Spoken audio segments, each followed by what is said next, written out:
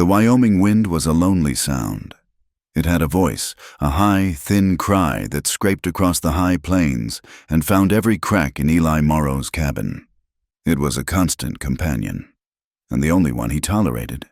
He lived far outside Stone Junction, on a piece of windswept land that no one else had wanted. The land was harsh, all gray sage and wind-blasted rock. But it was his small herd of cattle huddled in the lee of a shallow ridge, their backs to the endless breeze. Eli understood them. He, too, kept his back to the world. He was a man in his late 30s, but the high country sun and a life lived in hard silence had carved deep lines around his eyes and mouth. He moved with a deliberate, stiff-legged gait. The legacy of a land feud years gone. That feud had taken his younger brother, Isaac, and left Eli with a piece of lead lodged too close to his spine to be dug out. It was a constant, dull ache, a reminder of the guilt he carried. He was the one who had walked away, while Isaac lay still in the frozen mud. Since that day, Eli had withdrawn. The cabin was his fortress, the cattle his only duty. He avoided town, avoided people, avoided the pity and the suspicion in their eyes. They saw a man who had survived what his family had not, and they whispered. Eli preferred the clean, honest howl of the wind. But the wind offered no flour, no salt, and no cartridges. Winter was breathing down the neck of the territory, and his supplies were low. He hitched his wagon, the old wood groaning in protest, and guided his team toward Stone Junction. The town was a clot of rough-hewn buildings on a dusty main street. It was a place of quick judgments and long memories. Eli kept his hat low as he tied his wagon outside Hatcher's general store. He felt the eyes on him, the halt in conversation as he stepped onto the boardwalk. He ignored them, focusing on the list in his head. Inside, the store smelled of cured tobacco, ground coffee, and oiled leather. Mr. Hatcher gave him a curt nod. Morrow. Hatcher. Eli gathered his goods with an economy of movement. Flour, beans, a slab of bacon, coffee. He did not linger. As Hatcher tallied the cost, a noise drifted in from the street, not the usual sound of wagons or horses, but the ugly sound of jeering laughter. Eli paid his due, lifted his heavy sack of flour, and headed back out. A small crowd had gathered near the stagecoach depot. They were circled around something, their laughter sharp and cruel. Eli, intending to load his wagon and leave, found his path blocked. He stopped, his gaze drawn to the center of the circle. A wagon stood there. One of its rear wheels splintered and broken. Beside it stood a woman. No, not a woman. A giantess. She was the tallest woman Eli had ever seen, standing a full head over every man in the crowd. She was built broad, with shoulders that spoke of strength, not delicacy. A thick braid of pale blonde hair was coiled at her nape, and her face, though pale with fright and confusion, was wide and strong-boned. She wore a dark, heavy wool dress, worn from travel but clean. A small, fussy man in a city suit was flapping his hands at her, his voice a reedy screech. "No, absolutely not. This is a mistake, a grotesque mistake." The woman's hands were clasped in front of her. Her voice, when she spoke, was low and thick with an accent Eli couldn't place. "Mr. Finch, I am Anya, from Sweden. I come for marriage. I sent for a wife. Madam, not a draft horse." Finch shrieked.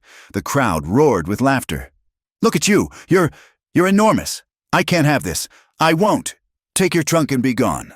He kicked a small, battered trunk that sat in the dust. Anya flinched, but she did not bend. She looked at the man, then at the laughing faces surrounding her. Her face flushed a deep, painful red, a tide of humiliation rising from her throat. "Please," she whispered, her English broken and heavy. "I have nowhere. I work. I am very strong. I will be good wife." "Good for what? Plowing a field by hand?" someone shouted from the saloon doorway. Finch, emboldened by the crowd, puffed out his chest. "You are abandoned.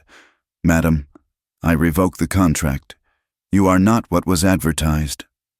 He turned and scurried away. disappearing into the hotel, leaving her alone in the circle of mockery. Eli stood frozen by his wagon. He watched her. He saw the way her broad shoulders tensed, the way she refused to drop her eyes, even as her chin trembled. He saw her pride, a towering, wounded thing, and he recognized it. It was the same armor he wore every day. The crowd began to disperse. The sport finished. They went back to the saloon, back to their business, casting lingering, amused glances at the foreign giantess left standing by her broken trunk. Anya stood perfectly still for a long minute. Then, with a slow, deliberate movement, she bent down. She did not grab the handle of the trunk.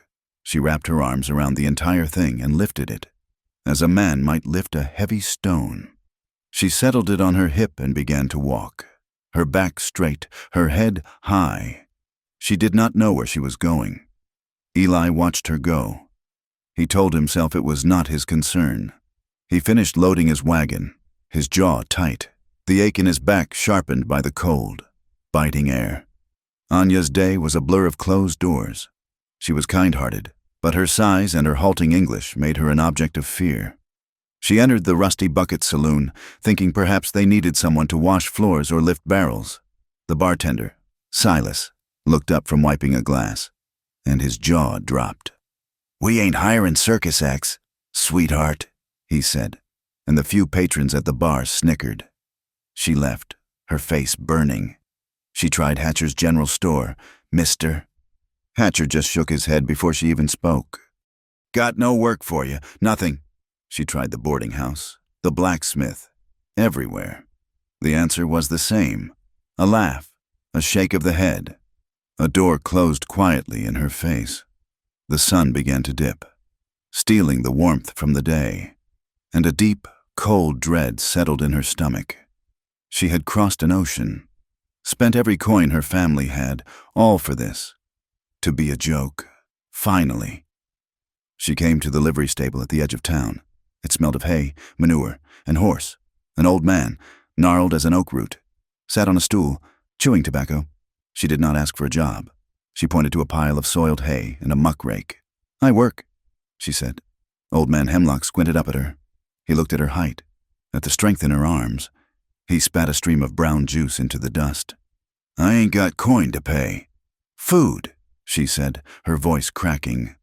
"A place, warm." He sized her up for another long moment. "You can sweep out the stalls, all of 'em, and stack that new hay. You sleep in the loft. I'll give you what's left from my dinner plate. Don't touch my tack." "Tack," she repeated, not understanding. "My gear," he snapped. "My saddles, my bridles." "Yes, thank you. I do not touch." For the next 2 weeks, this was her life. She rose before the sun, her breath pluming in the frigid barn. She mucked stalls, hauled water, brushed down horses, and stacked hay bales that 2 other men might have struggled with. The work was brutal, and it blistered her hands. But she did it without complaint. At night, Old Man Hemlock would hand her a tin plate with cold beans or the hard end of a loaf of bread. She would climb to the hayloft, wrap herself in her one thin blanket, and sleep while the wind whistled through the loose boards of the barn. She was isolated, humiliated, and always hungry, but she was working. She was surviving. Then the snow came. It did not start gently. It arrived as a solid white wall, a blizzard that descended from the mountains and smothered the world in an instant. The wind screamed, and the temperature plummeted. Stone Junction shut down, its citizens huddled by their stoves. In the livery, the cold was a physical thing. It seeped through the walls, through the hay. Anya worked, her body shaking, her fingers numb inside her worn gloves. The horses stamped and blew, their coats thick. She envied them. The storm raged for 3 days. On the 3rd night, Hemlock, drunk and mean, looked at the scraps on his plate and then at Anya, who was shivering by the door. "Ain't enough for 2, he slurred. "Get on out. Come back when the storm breaks." "Please," she begged. "It is so cold." "Out!" he roared, throwing a boot at her. She stumbled out of his small office, into the maelstrom of the stable. She couldn't stay. He would drive her out, with a sinking, terrified heart. She walked to the big barn doors. She could not face the humiliation of the town again. She would walk. She did not know where. She would just walk. She pulled the door open just enough to slip out and was immediately struck by a force that took her breath away. The wind and snow were a single, living entity, a screaming white darkness. She pulled her thin coat tight and bent her head, walking away from the faint light of the livery, toward the edge of town. She didn't make it 50 yards before the depth of the snow, the force of the wind, and the bone-deep exhaustion felled her. She fell into a drift by the side of the frozen road, and the snow, which had been her enemy, became a soft, quiet blanket. She was too tired to move. She would just rest for a moment. She closed her eyes. Eli had pushed his luck. He was low on kerosene, a mistake that could be deadly in a blizzard like this. He had waited for a lull, but none came. Cursing himself, he hitched his team in the blinding whiteout, his face wrapped in wool until only his eyes were exposed. The trip to town was a nightmare. The horses struggling, the wagon threatening to slide into unseen ditches. He got his kerosene from a grim-faced hatcher, paid double, and began the treacherous journey home. It was dusk, the world a swirling chaos of deep blue and white. He was just passing the livery, his head down, when his led horse shied, pulling hard to the right. "Whoa, easy," Eli grunted, pulling the reins. He peered into the gloom. He saw a mound by the road that shouldn't be there. It wasn't a rock, and it wasn't a sage bush. It looked human. His first instinct was to drive on. Nothing good came from stopping. Nothing good came from other people's trouble. He thought of his warm cabin, the fire waiting to be lit. He pulled the team to a halt. Damn it! He climbed down from the wagon, his bad legs sinking deep into the snow. He waded through the drift. It was her, the giant woman. She was almost completely covered, a sculpture of ice and snow. Her face was a waxy gray-blue color. He put a rough glove to her neck. He felt nothing. He pressed harder, his fingers numb. A faint, fluttery pulse. She was alive. Barely. He stood there for a long second, caught between his isolation and the undeniable fact of the dying woman at his feet. He thought of his brother, Isaac, and the promise he had broken to keep him safe, with a raw groan, born of an aching back and a bruised soul. Eli bent. He threaded his arms under her, bracing himself. She was even heavier than he'd imagined, a dead weight of frozen limbs and wet wool. He strained, his spine screaming in protest, the old bullet wound sending a jolt of fire up his back. He got her lifted, carried her through the snow, and somehow hauled her into the back of the wagon. He threw every empty grain sack and his own spare blanket over her. He drove the horses hard, racing a death that was already sitting in his wagon. He got her inside, dragging her across the cabin floor and placing her on the rough cot near the hearth. The cabin was ice cold. He worked with a grim, panicked efficiency. He piled wood onto the embers, striking flint to steel until the kindling caught and roared to life. He pulled off her frozen, cracked boots. Her feet were white and hard. He stripped her wet, frozen coat and the dress beneath it, his movements impersonal, practical. He rubbed her limbs hard with snow, then with his roughest wool blanket, trying to force the blood to move, trying to fight the frostbite he knew was setting in. Her hands were a ruin of blisters and raw, split knuckles. He wrapped her in his own bedroll, the thickest, warmest thing he owned, and propped her near the growing fire. He heated water and broth, forcing spoonfuls of the hot liquid between her gray lips. She woke hours later, in the dead of night. The blizzard still shrieked outside, but inside, the cabin was finally warm. The firelight cast huge, dancing shadows. She sat up with a gasp, clutching the bedroll to her chest, her eyes wide with animal terror. "Where? Please," she stammered, looking for a threat. Eli was sitting at his small table across the room, cleaning his rifle. He didn't look up immediately. "You're at my ranch," he said, his voice a low rasp. "You were half froze outside the livery. The storm's still high." He finished what he was doing, wiped his hands on a rag, and stood. He ladled stew from a pot hanging over the fire. He was a tall man, scarred and imposing in the flickering light. Anya shrank back. He didn't approach her. He set the steaming bowl on a low stool near her cot.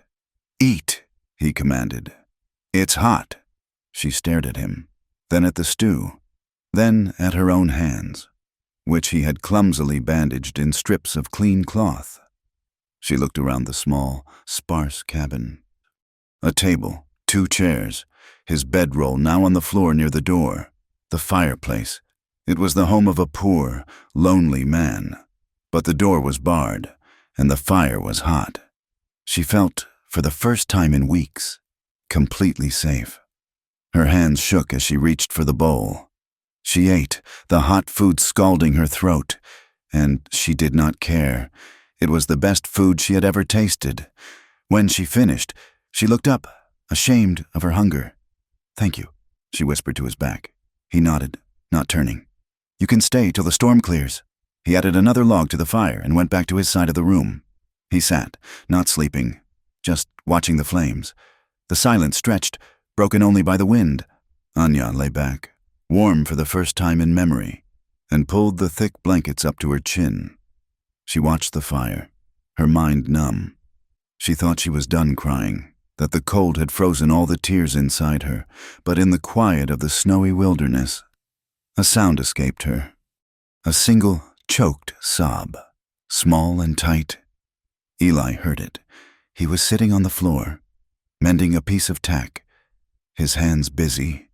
He paused, his fingers tightening on the leather strap.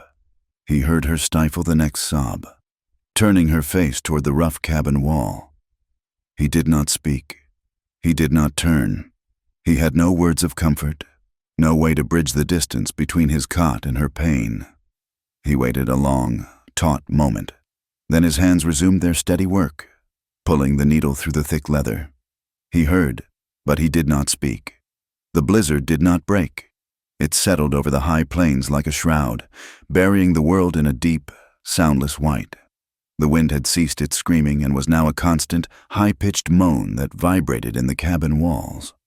Days bled into one another, marked only by the weak gray light of morning and the encroaching dark of afternoon. The cabin became their entire world, a small, smoky pocket of warmth carved out of the ice. They were trapped, 2 solitary creatures forced into a shared cage. At first, the silence was as thick as the frost on the single window pane. Eli was a man accustomed to his own company, and Anya was a woman silenced by shame. But the simple, grinding necessities of survival forced them to move around each other. And then, to speak.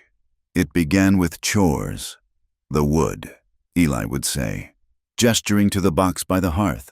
And Anya, who had been sitting stiffly on her cot, would rise and nod, her large hands easily lifting logs he himself would have strained to carry. She stacked them neatly, her movements economical and quiet. He melted snow for water, boiling it in the heavy kettle over the fire. She took to cooking, turning their meager supplies of flour, salt pork, and beans into serviceable, hot meals. She had a touch with the skillet, making a passable flatbread from just flour and water. They ate at the small table, the space between them loud with unspoken things. "Is good?" she asked one evening, pushing a plate of beans toward him. "It's good," he grunted. And he meant it. It was the first hot meal cooked by another's hand he'd had in years. Their conversations were built from single, broken words. She pointed to things, and he would name them. "Skillet. Skillet," she repeated, her voice low, the accent rolling the word into something new. "Spade. Spade." He learned her words, too. She pointed to the fire, a small, sad smile on her face. "Eld." She pointed to the snow scraping against the glass. "Snow." He would nod, repeating them under his breath. One night, the wind died down, and the silence in the cabin became absolute. Anya was mending her own dress, her large fingers surprisingly nimble with the needle Eli had given her. The firelight caught the pale gold of her hair. "Why you here?" she asked, not looking up from her work. "Alone." Eli stopped cleaning his rifle. his hands stilling on the oily rag. He stared at the flames. He was not a man given to sharing his burdens. "I like the quiet," he said. It was a half-truth that felt like a lie. Anya stitched for another minute. "I do not like quiet," she said softly.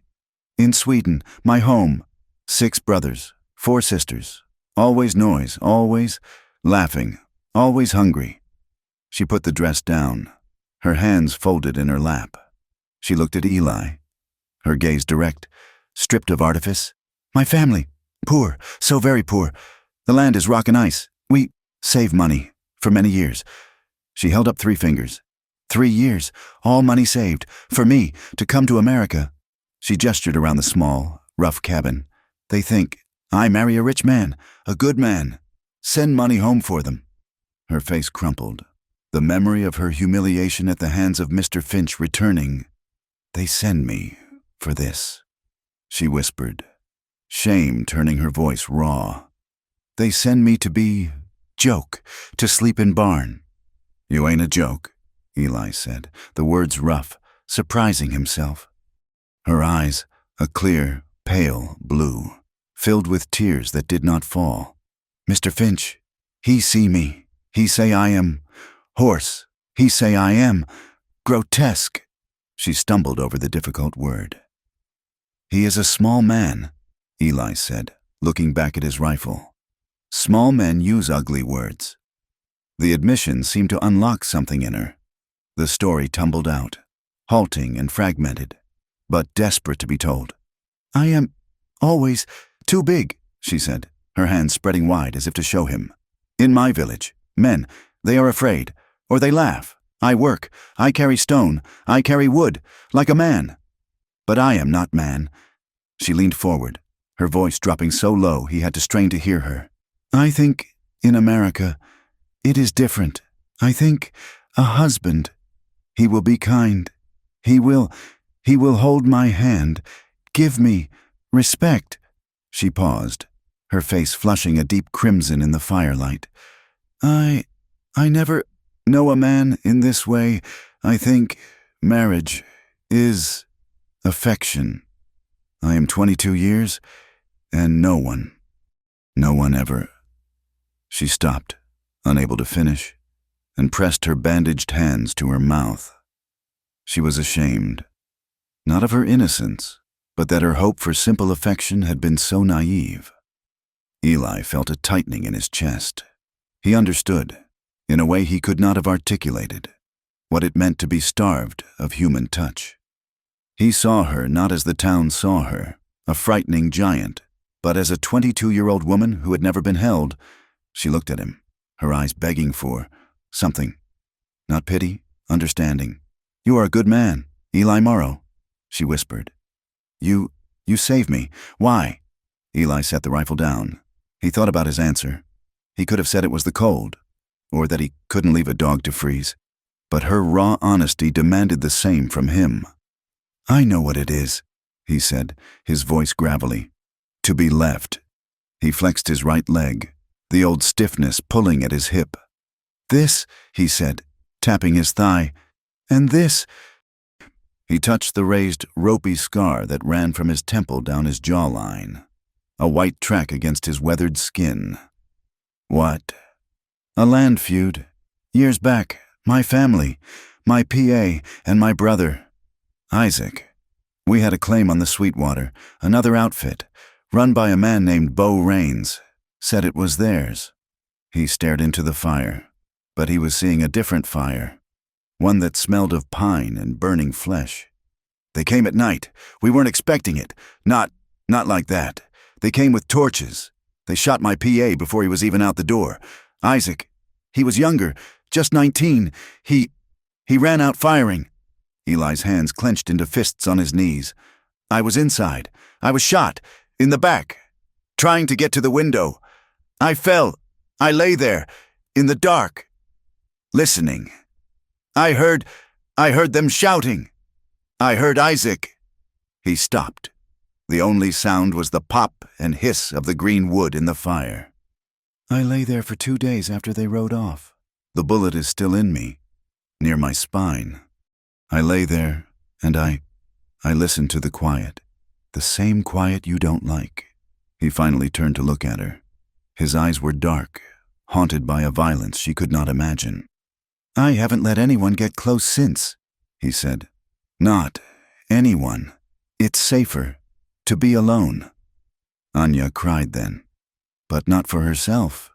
She cried for the 19-year-old boy and the man who had been forced to listen to him die. He said no more. He picked up his rifle and resumed cleaning, his movements stiff, methodical, final. The confession was over. The storm raged on, but the atmosphere inside the cabin had changed. The silence was no longer empty. It was full of the stories they had shared, the wounds they had both exposed. A fragile, tentative trust had been built. Eli began to watch her. He had seen her strength, the raw power in her arms as she lifted the heavy water bucket. But now, he saw other things. He saw the way she moved. For such a large woman, she was possessed of a strange, gentle grace. She never knocked anything over in the cramped space. She could move from the fire to the table without making a sound, her bare feet, still healing from the frostbite, whispering on the floorboards. He watched her hands, no longer raw and blistered, but still wide and strong. He saw her cradle a hot tin cup of coffee, blowing on it softly, her expression one of simple, quiet pleasure. He saw her stand by the frosted window, staring out at the white emptiness, and she did not look clumsy or awkward. She looked solid, like a mountain, rooted. The world had mocked her for her size, but in the small, besieged cabin, her size had become a comfort. She was a presence, a warmth against the unending cold. Eli, who had lived with ghosts for so long, found himself calmed by her simple, solid reality. The town had been wrong. She was not a freak. She was just Anya. A quiet intimacy began to form, woven from shared silence and small, necessary gestures. One evening, Eli was standing by the hearth, stoking the fire. The ache in his back was a sharp, biting thing, made worse by the cold and the hauling of wood. He braced himself with one hand against the rough stone chimney, his jaw set as a spasm seized him. Anya was behind him, at the table. She saw him flinch, saw the line of pain draw his mouth tight. She moved, and he did not hear her. He only felt the sudden pressure of her hand on his shoulder. He went rigid, his skin prickled, his muscles locking tight. No one had touched him, not in kindness, in years. Her hand was large, covering his entire shoulder blade, and it was unbelievably warm. It did not push or pry. It simply rested. You hurt, she stated. It was not a question. It's old, he bit out. His voice choked. She did not move her hand. It lingered, the heat of her palm seeping through his thick wool shirt, seeming to press directly against the knot of pain in his back. It was a strange, grounding weight. He found himself breathing into it, his own tension easing just a fraction. It lasted a moment longer than was necessary. He felt her fingers press just slightly, a gesture of instinctive comfort, before she pulled her hand away. I make coffee, she said, her voice suddenly flustered, and she turned quickly back to the table. Eli did not turn. He kept his hand braced on the stone, his heart hammering against his ribs. He felt the absence of her touch as a sudden, sharp cold. That night, the fragile peace was broken. Eli was asleep, or close to it, wrapped in his bedroll on the cold floor near the door. The fire had burned down to a bed of deep red coals, casting a faint, pulsing glow. The storm had returned, the wind picking up, rattling the door in its frame. He was pulled from his doze by a sound, a low, guttural moan. He sat up, instantly awake, his hand reaching for the rifle beside him. It came again, from the cot. Nej, snala, nej. It was Anya. She was dreaming, caught in a terror that had a different language. She thrashed, her long limbs tangled in the blankets. Gainte, lamna miginte har, she cried out, a sound of such profound desolation that it cut through Eli's defenses. He was on his feet in an instant, crossing the small space. He knelt by the cot. "Anya," he said, his voice rough. "Wake up." She didn't hear him. She was somewhere else, somewhere cold and dark. She cried out again, a single, sharp word, and threw her arm out, striking him in the chest. It was an accidental blow, but it had the force of a man's punch. Staggering him, he grabbed her wrist. "Anya, it's me. It's Eli. You're safe." Her eyes flew open, wide and blank with terror. She stared at him, or through him, her breath coming in ragged, panicked gasps. "It's all right," he said, his voice softer than he intended. "You're safe. It was a dream. You're in the cabin." He did not let go of her wrist. His grip was an anchor in the storm of her fear. Her eyes slowly focused. She saw his face, the scar illuminated by the red glow from the hearth. She saw the rough walls of the cabin. She saw his hand, brown and calloused, wrapped around her own. "Eli," she breathed, the name a prayer. "I'm here." He made to pull his hand away, to give her back her space, but her fingers clamped down on his, holding him fast. Her strength was desperate. "Do not go," she whispered, her voice trembling. "Please, sit for 1 minute." He was a man who prized his solitude, who recoiled from contact, but he could not deny the terror in her voice. He hesitated, then did as she asked. He sat on the rough-hewn floor beside her cot, his hand still trapped in hers. They sat in silence for a long time. The wind howled, the coals popped. He could feel the tremor in her hand gradually subside. He was intensely aware of her, of the warmth of her skin, the faint scent of wood smoke and soap that clung to her. Finally, she spoke, her voice so quiet it was almost lost in the wind. "Why am I too big to be loved?" The question was stark, stripped of all pride. It was the raw, aching heart of the nightmare. Eli looked at their joined hands. Her hand was nearly as large as his, her fingers long and strong. He thought of the men in town, their sneers and their laughter. He thought of that little man, Finch, calling her a horse. He thought of her, standing alone in the street, a monument of humiliation. He was not a man of poetry. He had no easy comforts to offer. He could only offer the truth as he saw it. He cleared his throat. He felt her watching him in the dark. He hesitated, searching for the right words, the honest words. "You're not," he said, his voice a low rasp. "You're just big enough for me." He felt her fingers tighten on his. He looked up, and in the dim light, he saw a single tear trace a path down her cheek. She didn't make a sound. She just watched him, her eyes full of a dawning, fragile hope. The wind hammered at the door, but inside, the air was still.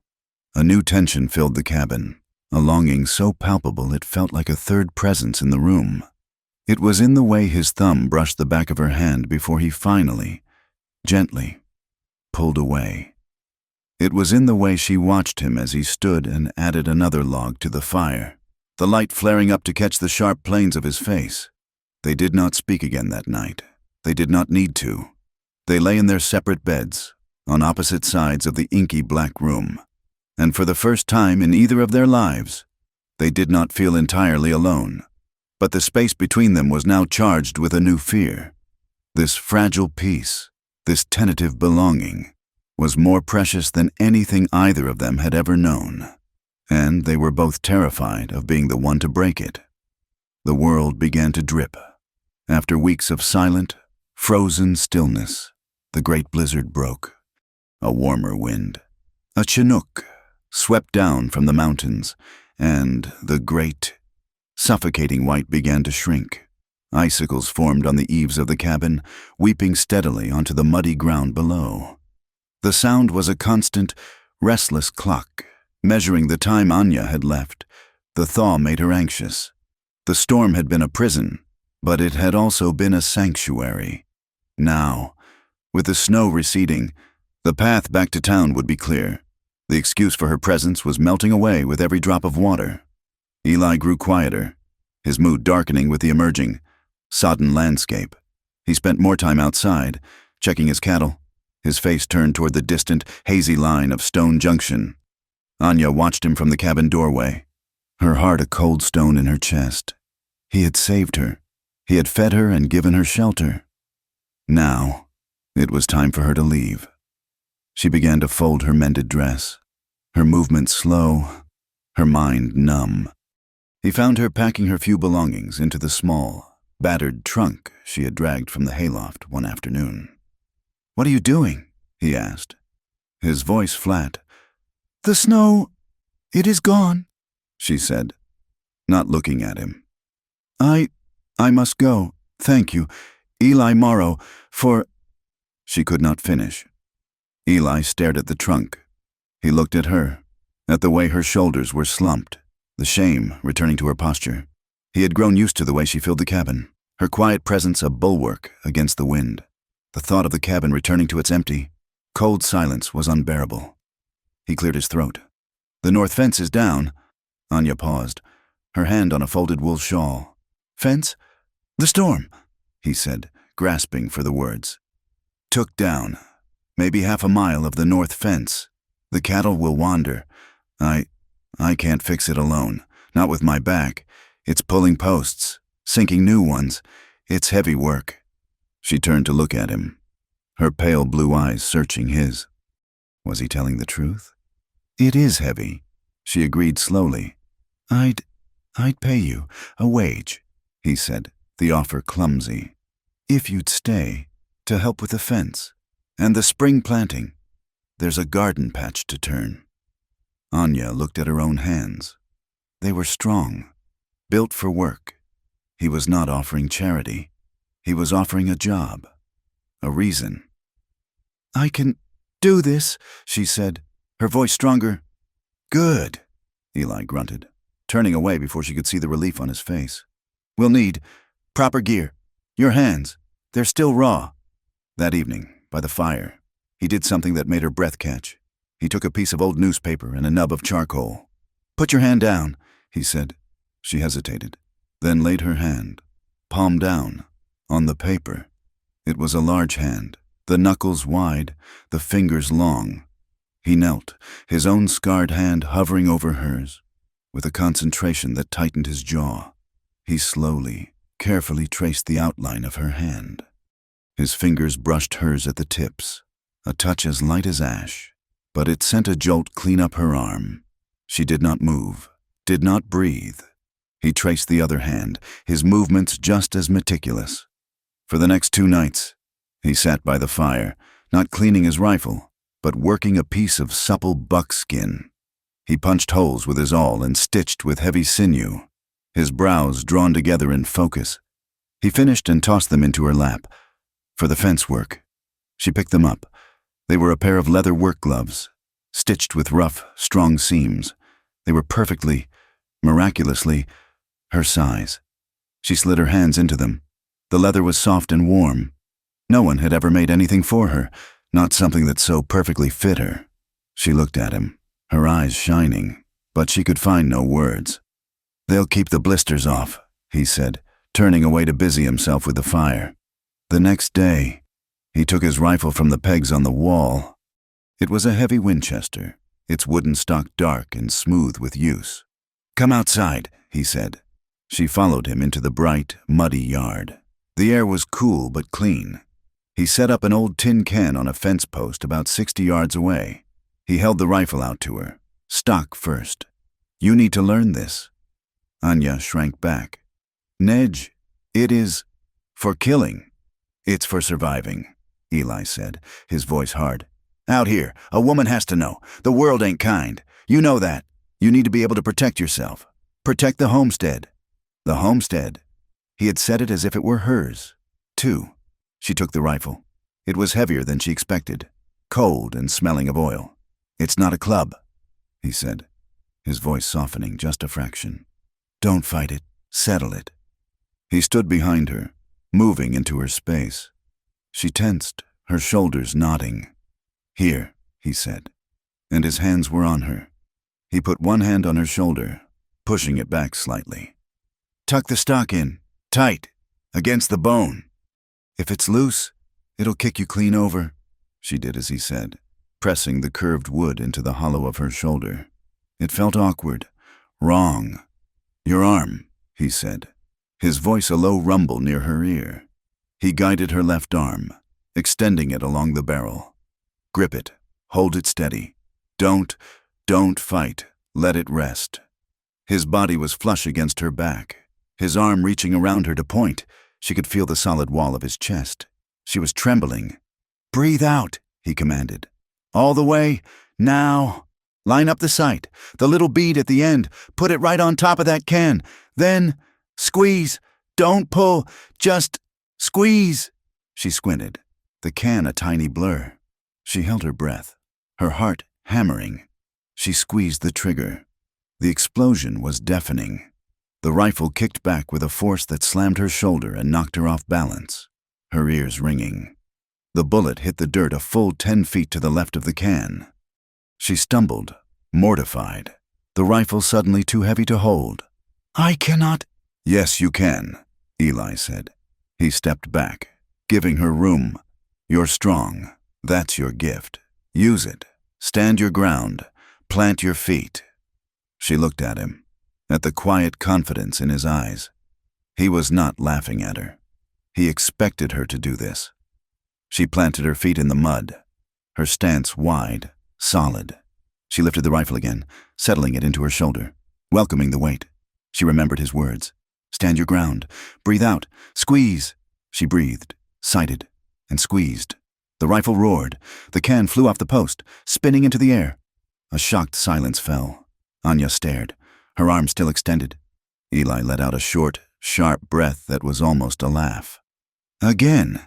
She did it again, and again. She found the rhythm, the steady breathing, the slow, controlled pressure. She was a natural. Her strength, which had always been her curse, made her a rock-solid platform for the weapon. A strange, fierce joy bloomed in her chest. It was a feeling of power, of control. She was no longer just a victim. She lowered the rifle, a slow, wide smile spreading across her face. She turned to Eli, her cheeks flushed, her eyes bright. I do it?" "Yes, you did," he said. He was smiling, too, a small, unused expression that transformed his scarred face. In that moment, standing in the muddy yard, her hands clad in the gloves he had made her, Anya felt a flicker of something she had never known. She felt joy. The weeks that followed were the happiest of her life. The shame that had stooped her shoulders began to fall away. She and Eli worked from sunup to sundown, mending the fence. She dug the post holes, her broad shoulders making light work of the rocky soil. He set the posts, his bad back complaining, but he never stopped. They strung the wire together, their hands often brushing as they worked. She chopped wood for the fire, and the rhythmic crack of the axe was a song of her strength. She mended all of Eli's clothes, her neat stitches far better than his clumsy ones. She took over the cooking, and the cabin began to smell of baking bread and savory stew. One afternoon, Eli's horse threw a shoe.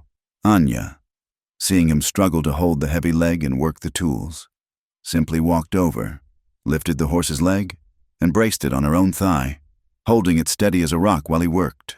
He looked at her, at the easy, unthinking power she held, and he just nodded. They talked more, their silences now comfortable. She learned about his cattle, and he learned about the festivals in her village in Sweden. She laughed, a low, booming sound that startled a flock of birds from a nearby cottonwood. The sound startled Eli, too. It was a beautiful, honest sound, and he realized he wanted to hear it again. He, in turn, began to change. The deep, carved lines of guilt around his eyes began to soften. He found himself watching her, not with pity, but with a quiet, aching admiration. He watched her stand in the doorway at dusk, her tall silhouette framed against the purple sky, and he felt a sense of peace he had not known since before the fire, before Isaac. But the world outside the homestead had not forgotten them. Eli finally had to go to town for supplies. The larder was empty, and the garden needed seed. He hitched the wagon, his mood turning grim. I go with you," Anya said, pulling on her gloves. "No," Eli said, his voice sharper than he intended. "Stay here. Watch the homestead. Take the rifle." He did not want her to see their faces, to hear their words. He wanted to protect the fragile joy he saw in her. He wanted to keep her safe in the world they had built. She recoiled, hurt by his tone, and stepped back inside the cabin. He left without another word. Stone Junction was stirring with a thaw. The main street was a river of mud. Eli tied his wagon and went into Hatcher's general store, his list in hand. The store was empty save for Hatcher himself, who was wiping down the counter. "Morrow," Hatcher said, his eyes narrow. "Been a long time. Heard the storm kept you busy." "Flour, coffee, beans," Eli said, ignoring the bait. "And seed, corn, and squash." Hatcher began to gather the items, his movements slow. "Folks was wondering about you, wondering what you was doing up there all winter." Eli remained silent, his jaw tight. Hatcher slapped a sack of flour onto the counter, a puff of white dust rising. "Heard you took in that giant Swede, the one Finch turned away." "I need cartridges, too," Eli said, his voice low and dangerous. "Silas, over at the saloon. He said she was nigh on 7 foot tall. Said she was built like a brick outhouse." Hatcher chuckled, leaning on the counter. "I mean, I saw her, but to keep her, you must be a lonely man, Eli, to shack up with a freak like that." The word hung in the air, ugly and sharp. Eli, who had not raised his hand in anger in 10 years, who had lived his life by avoiding confrontation, felt something inside him snap. The memory of Anya's voice, "Why am I too big to be loved?" crashed over him. He didn't speak. He simply reached across the counter, grabbed the front of Hatcher's shirt, and pulled him forward. With his other hand, he hit him. It was a single, devastating punch, fueled by a decade of grief and a winter of newfound hope. Hatcher collapsed, his nose exploding in a spray of blood. He slid to the floor, stunned, a look of pure shock on his face. Eli stood over him, his chest heaving, his fist aching. The silence in the store was absolute. He looked at the spilled flour, the scattered beans. He turned, without his supplies, and walked out. He drove the wagon home, his knuckles split and bloody, his heart a black, cold rage. When he got back to the cabin, Anya was waiting, the rifle resting in the crook of her arm. She saw the empty wagon. She saw his face. Then she saw his hand. "Eli," she whispered, her eyes wide with fear. "You are hurt." "It's nothing," he growled, pushing past her into the cabin. He went to the water basin and began to roughly wash the blood from his hand. Where's the food?" "There is no food." What happened? In town?" "I said it's nothing," he roared, turning on her. "Just leave it be, woman." Anya flinched as if he had struck her. He had never raised his voice to her. Never. The joy of the past weeks shattered, turning to ice in her stomach. He had gone to town for her, and he had come back hurt, angry, and empty-handed. She knew. She did not need to ask. It was her. She was the freak. She was the burden. She backed away, her face pale. "Yes, I leave it." He sat by the fire, his back to her, a terrible, rigid silence filling the room. He did not eat. He did not speak. He just stared into the flames, his shame and anger warring with his failure. He had not protected her. He had only brought the ugliness home. Anya lay on her cot, her eyes open in the darkness. She listened to his strained breathing. She was a curse. She had brought ridicule and violence to the one man who had been kind. She had allowed herself to dream, to feel joy. And this was the price. He would lose his place in the town. He would lose his supplies. He would be an outcast, all because of her. She could not let that happen. She would not be his ruin. She waited until the dead of night, until his breathing had finally deepened into the troubled sleep of exhaustion. She rose, silent as a shadow. She pulled on her boots, her heavy coat, and the gloves he had made her. She could not bear to leave them. She took nothing else. Not a scrap of food, not a blanket. She was not a thief. She walked to the door, her hand hovering over the latch. She looked back at his form, a dark shape near the dying coals. Tack, Eli Morrow. Thank you. She slipped outside, closing the door so softly it made no sound. She would not go to town. They would only mock her and send her away. She would walk, just as she had before. She would go into the wilderness, where she could not hurt anyone. The night was cold, the ground a treacherous mix of icy mud and deep, lingering snowdrifts. She walked, her head down, tears freezing on her cheeks.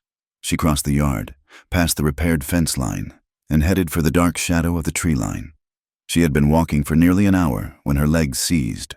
The frostbite from that first night, the one Eli had so carefully tended, had left a deep, abiding damage. The muscle in her calf, punished by the freezing mud and the sudden exertion, locked into a knot of pure agony. She cried out, stumbling, and fell hard into a deep drift of snow at the edge of the woods. She tried to stand, but the leg would not obey. It was useless. A dead weight. She was trapped. She lay in the snow, the cold seeping into her, just as it had before. But this time, she did not feel tired. She only felt a profound, desolate despair. She had failed. Again.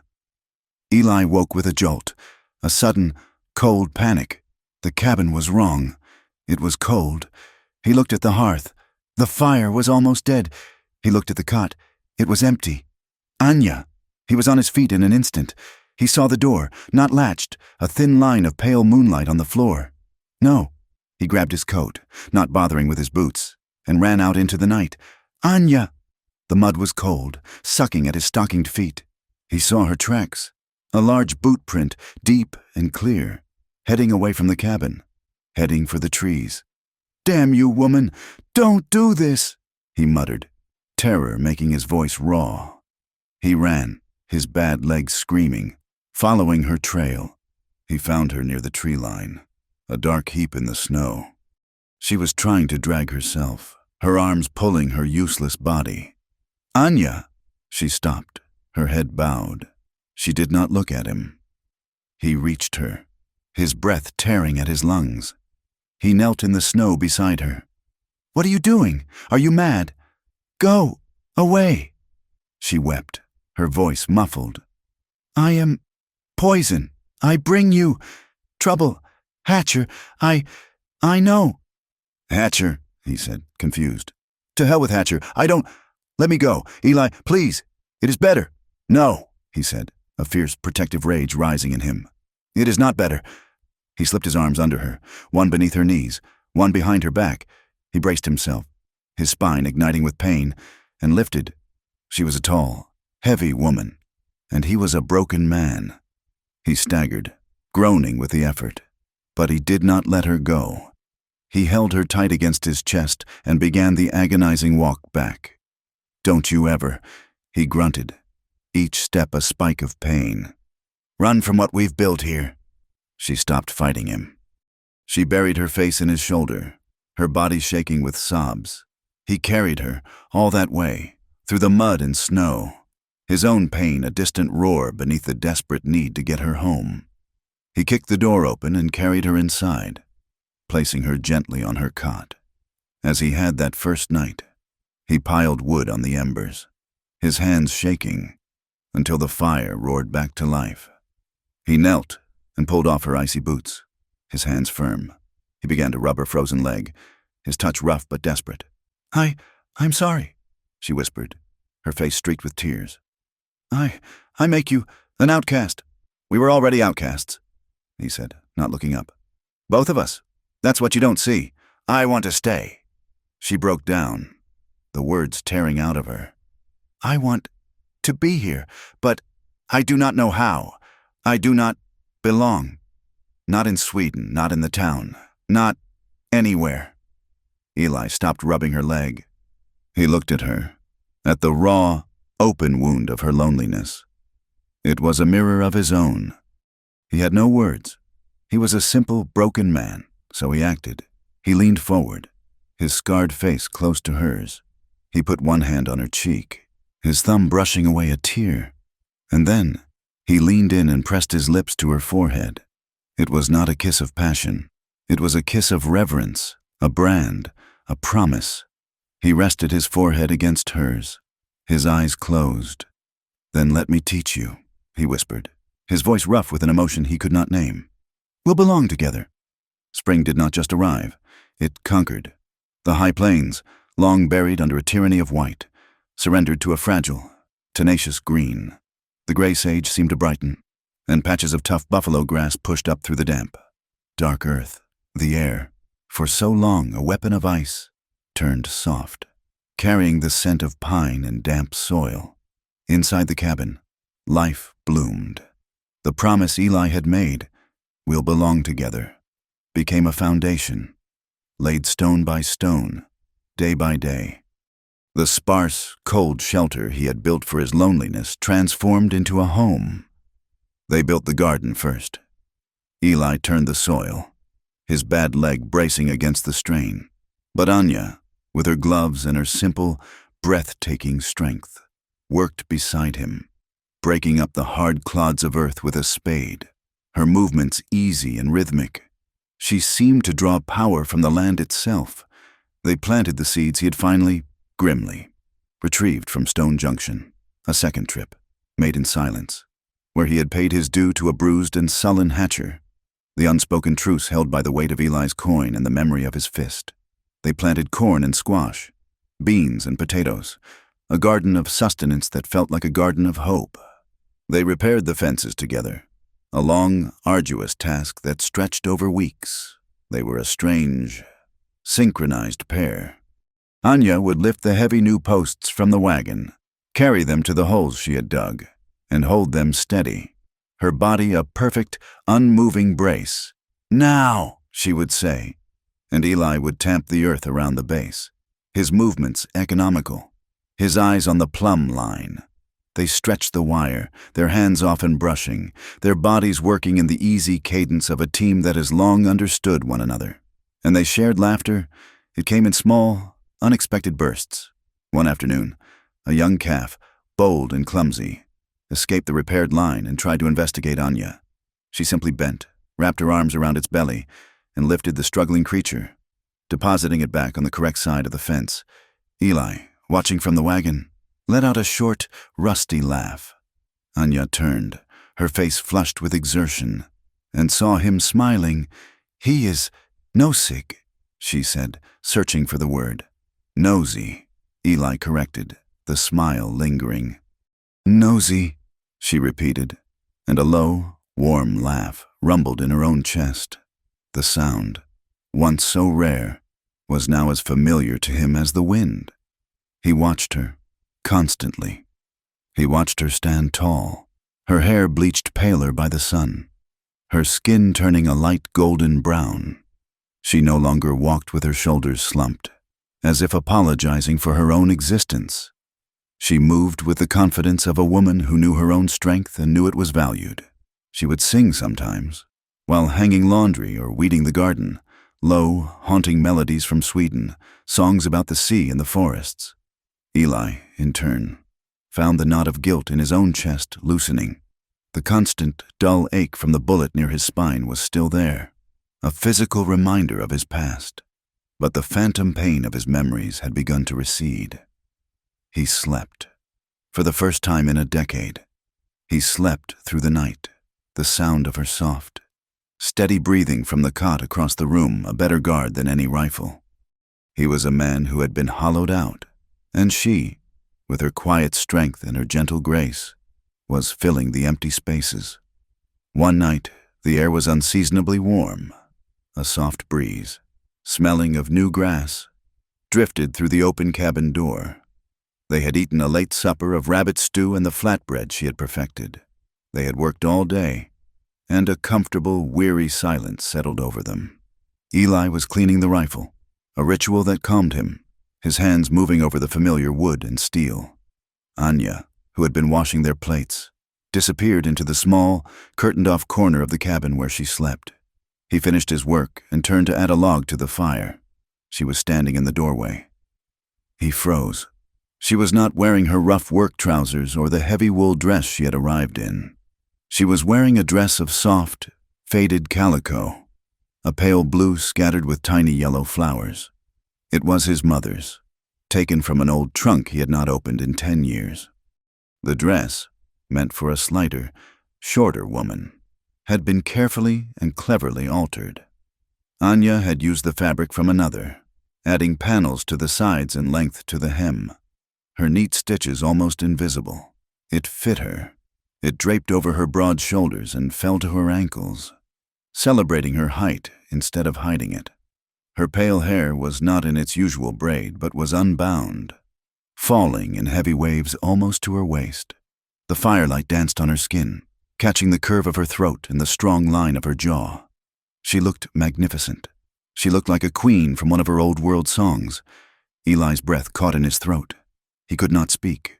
She stood there, her hands clasped in front of her, the only sign of her nervousness.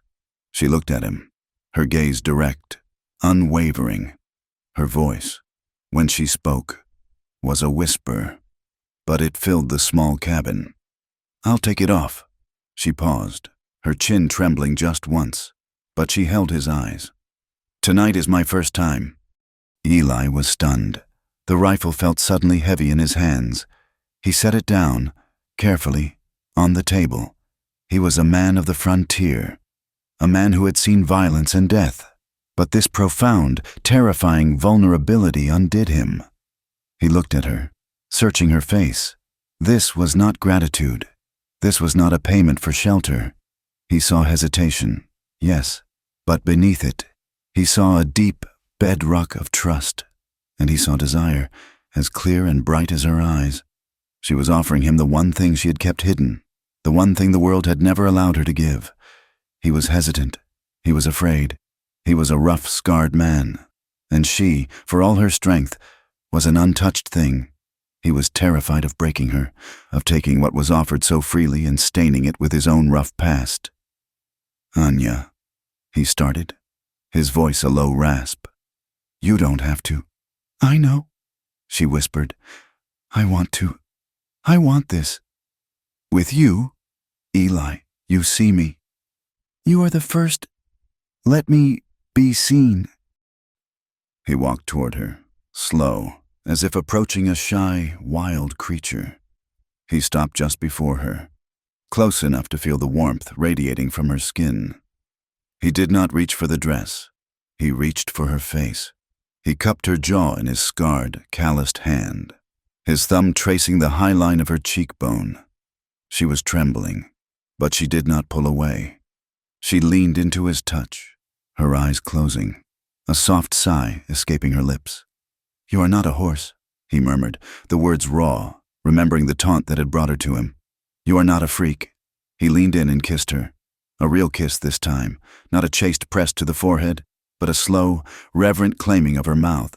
She tasted of salt and wood smoke and a faint, clean sweetness.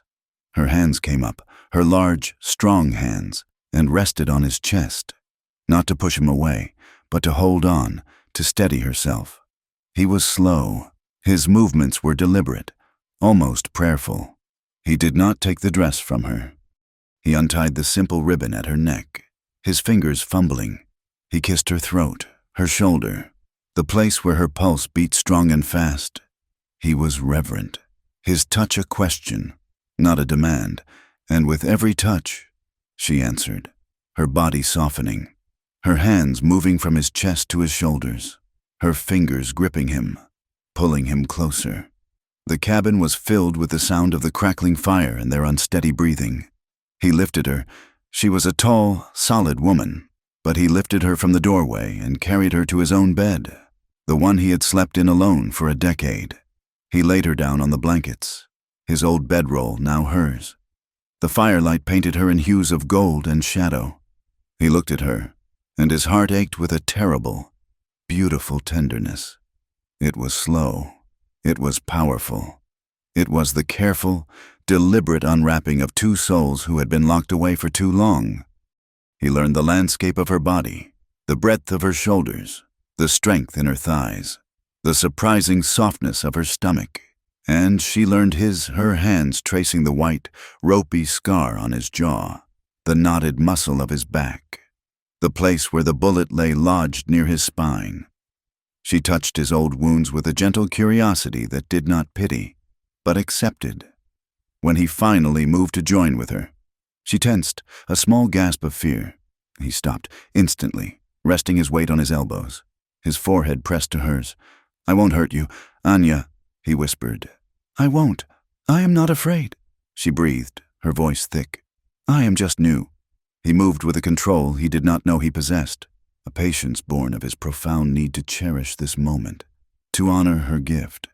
And when he was finally inside her, a sharp cry left her, one of pain, but it was immediately followed by another sound. She was weeping.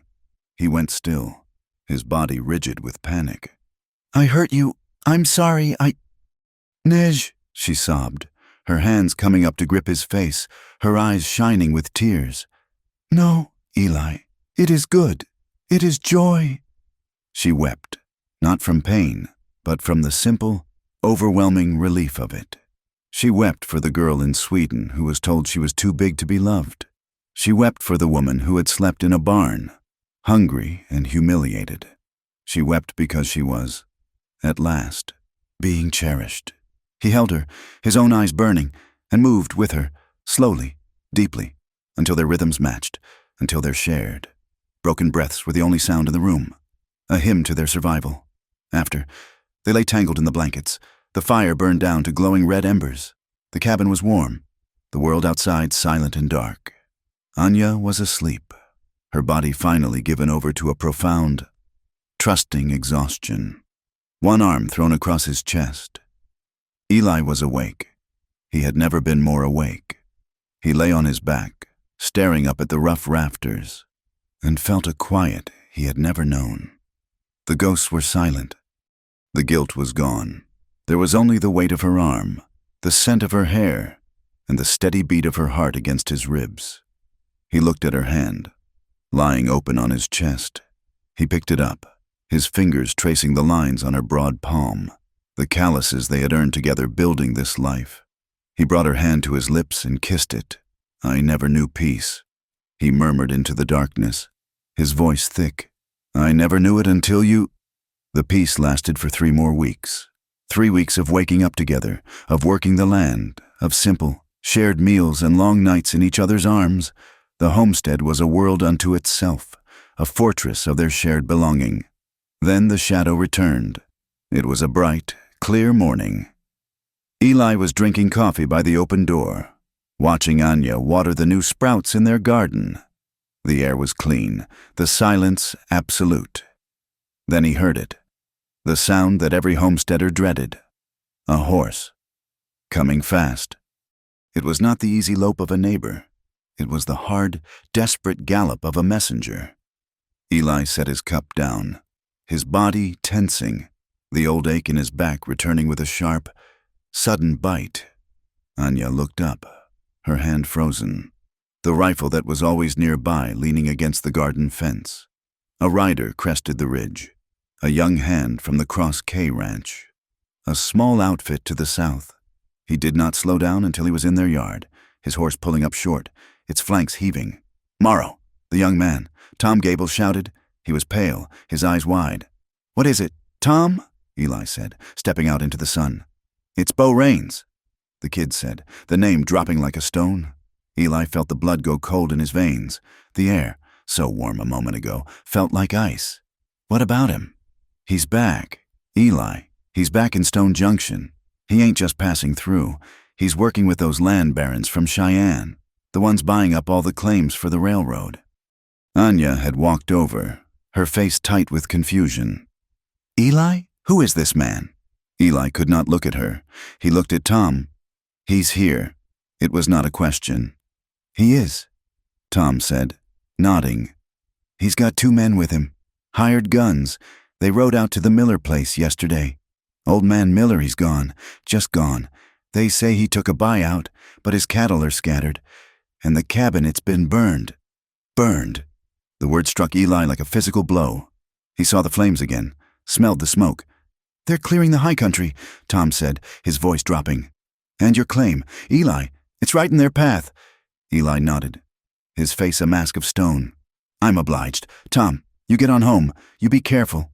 The young man nodded, wheeled his horse, and galloped away, leaving a cloud of dust that settled slowly in the yard. Anya stepped in front of Eli, forcing him to look at her. "Eli, you are shaking. Who's Bo Rains?" Eli walked past her, into the cabin. He went to the munitions box and began checking his rifle, his movements jerky, too fast. "He's the man," Eli said, his voice a dead, flat thing. "Who murdered my father and my brother. He's the man who set fire to my home and left me for dead." "Oh," Anya breathed, her hand flying to her mouth. "He's back," Eli said, slamming a box of cartridges onto the table. "He's back to finish the job, to take this land." He turned to her, his eyes wild, the peace of the last weeks shattered. He looked like the haunted, broken man she had first met. "Anya," he said, his voice urgent. "You have to go. You have to take the horse, ride south, go to Fort Laramie. They'll find you work. You can't be here." Anya stared at him, her heart sinking. "Go? You send me away?" "I'm not sending you away," he said, his voice rising in panic. "I'm protecting you. Don't you understand? He's a killer. He burns things. He destroys. I lost everything on this land." "I will not." He jabbed a finger at her, his hand trembling. "Lose you." He expected her to be frightened. He expected her to cry. She did neither. Her face, which had been pale with shock, hardened. Her eyes, which had been wide with confusion, narrowed. She stood up to her full, towering height, her broad shoulders squared. She looked, once again, like the immovable mountain he had first seen. "No," she said, her voice a low, deep sound that vibrated in the small room. "What do you mean? No," he demanded. "This ain't a discussion. Anya, this is death coming. You have to hide." She walked toward him, not stopping until she was standing directly in front of him, forcing him to look up to meet her gaze. "You taught me," she said, her voice fierce, "to stand my ground. You gave me this." She tapped the rifle he was holding. "You told me we belong together. You told me this is our homestead." "That was before." "It is now," she insisted, her hands clenching into fists at her sides.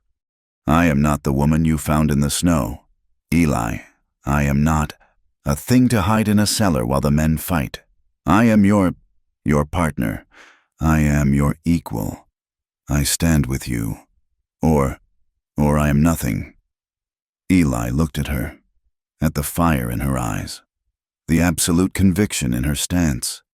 This was not the frightened, shamed woman from the livery. This was the woman who had faced down his rifle, who had built his fences, who had met his passion with her own. She demanded he see her, not as someone to hide, but as someone to stand beside. "You will not lose me," she said, her voice softening just a fraction, but losing none of its iron. "But you will not. Send me away. We fight together." They did not wait long. The peace of the homestead, so newly won, lasted only 2 days. They were days of strained, terrible silence. They moved about their chores, but their eyes constantly strayed to the ridgeline, to the empty space where the riders had first appeared. Eli cleaned and oiled the Winchester until the mechanism was silent and smooth. Anya sharpened the axe until its edge was a silver glint in the sunlight. They spoke little, the air thick with the unspoken, the dread of what was coming. It happened near noon on the 3rd day. The sun was high and hot, baking the yard. A dry wind stirred the dust. Eli was outside, checking the cinch on his saddle, his own rifle leaning against the cabin wall, his gut tight. Anya was in the garden, her hands in the earth, weeding the new corn sprouts. The sound came first. It was not the fast, desperate gallop of a messenger. It was the slow, steady, arrogant pace of hoofbeats, the sound of men who knew they were not welcome and did not care. "Inside, Anya," Eli said, his voice flat, his hand reaching for the rifle. She stood up from the garden, wiping the dark soil from her hands onto her trousers. She looked at the ridge. "No, Anya, that's an order. Get inside. Bar the window shutter." "We stand together," she said. The words were not a plea. They were a fact. She dropped the weeding tool and walked past him into the cabin. Eli thought, for one desperate second, that she had obeyed. He turned his full attention to the ridgeline, his body thrumming with a cold, familiar fear. 3 riders appeared, dark silhouettes against the bright, unforgiving sky. They moved down the slope, unhurried, their horses picking their way through the sage. The man in the center was large, thick in the chest, wearing a dark duster and a flat-brimmed hat. 10 years had passed, but Eli knew him instantly. Bo Raines. The years had hardened him, thickened his neck and belly, but the cruel, self-satisfied set of his mouth was exactly the same.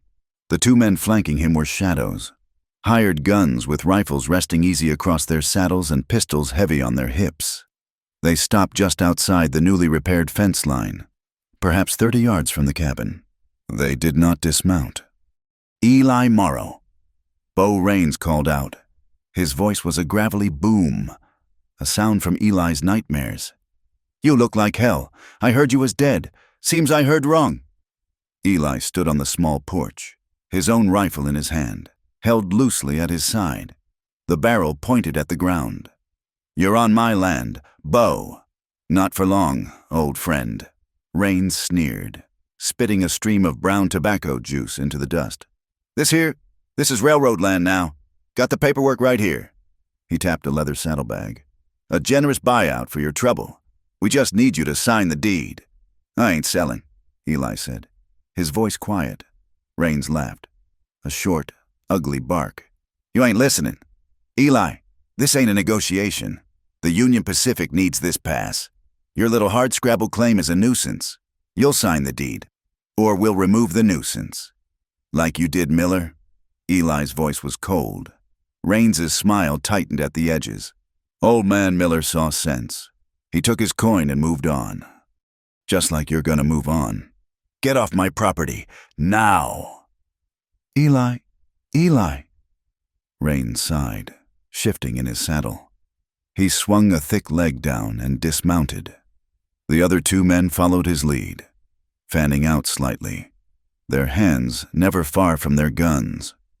"You always was stubborn, just like your PA and your little brother. Cost them their lives, didn't it?" The word struck Eli like a physical blow.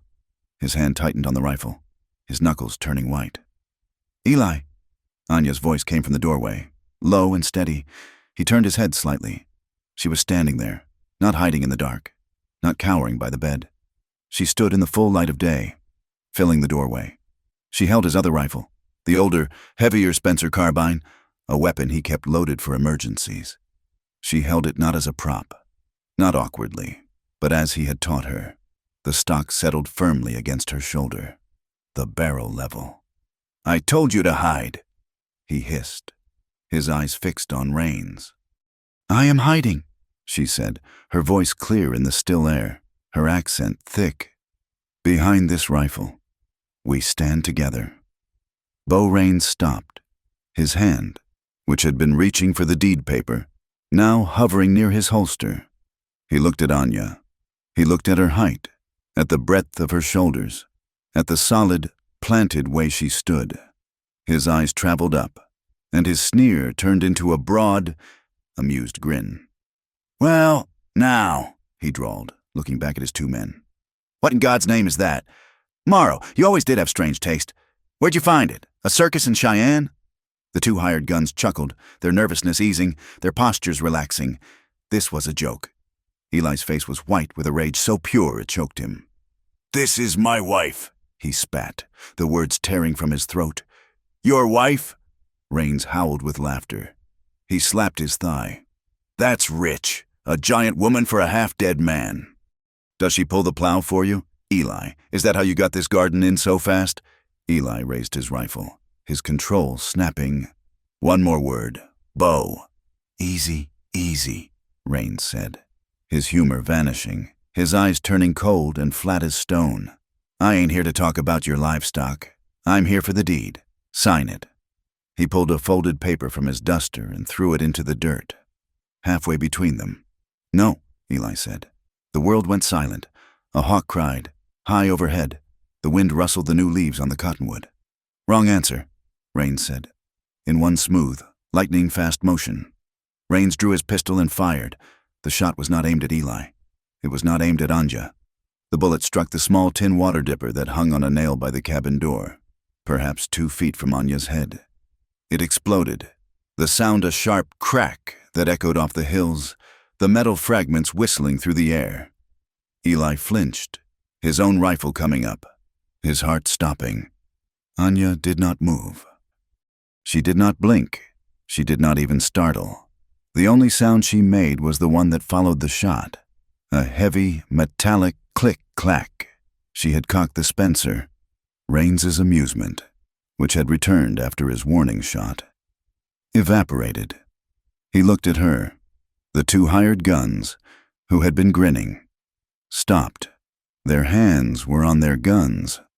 "That's a heavy gun for a lady," Rains said, his voice softer now, testing, his eyes narrow. Anya took one deliberate step out of the doorway, onto the porch. She raised the rifle, her movements fluid, powerful, unhurried. She sighted down the barrel, not at his chest, but directly between his eyes. "I'm not a lady," Anya said, her accent thick, the words carrying across the yard with chilling clarity. "I am his—" Bo Rains, a man who had killed, burned, and bullied his way across the territory, faltered. He saw her eyes. They were not the eyes of a frightened woman.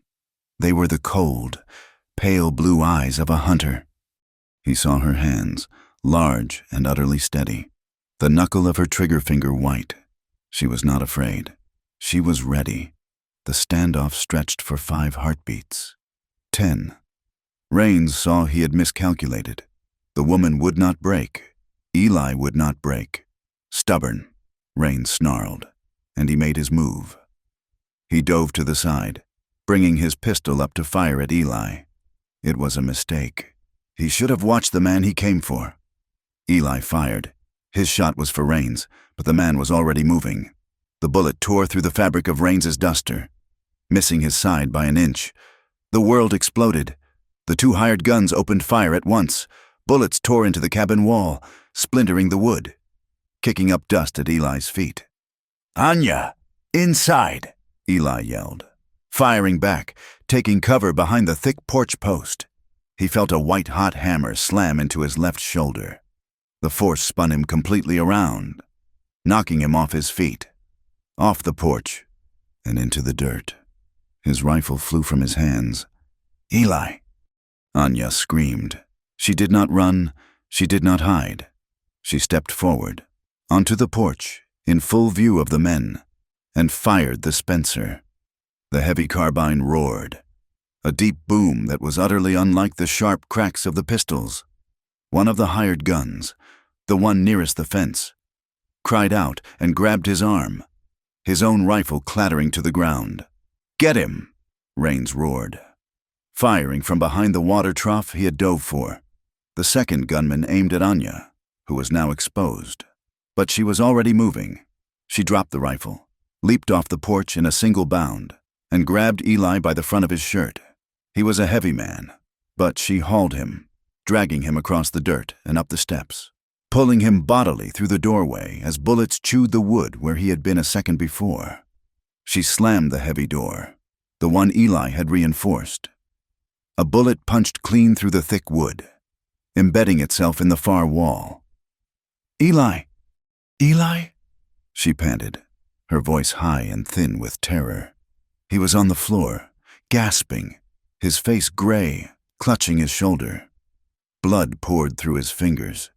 "The window!" he choked out. Anya was already there.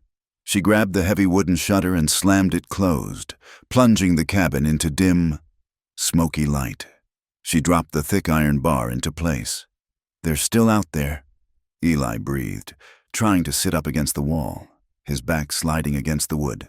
"My rifle, it's—" "Stay!" she commanded, her voice a roar. She grabbed the Winchester he had dropped just inside the door. She ran to the small rifle port beside the fireplace, a narrow horizontal slit cut for just this purpose. She shoved the barrel through. "Come on, you dogs!" Rains yelled from outside, his voice muffled. You can't hide in there forever. We'll burn you out, just like last time. Eli, you hear me? We'll burn you and that giant bitch alive." Anya saw movement, the uninjured gunman, trying to circle toward the barn, to get a different angle. She remembered Eli's words. "Breathe out. Squeeze." She breathed. She aimed. She squeezed. The shot was clean. The man yelled, not a cry of pain, but of pure shock, as the bullet kicked up dirt at his feet, forcing him to scramble back behind the wagon. "Damn that woman," she heard Rains shout. She moved to the other port, the one covering the front. She saw nothing. They were pinned down, hidden. "Anya," Eli whispered. He was fading. The front of his shirt was soaked dark red.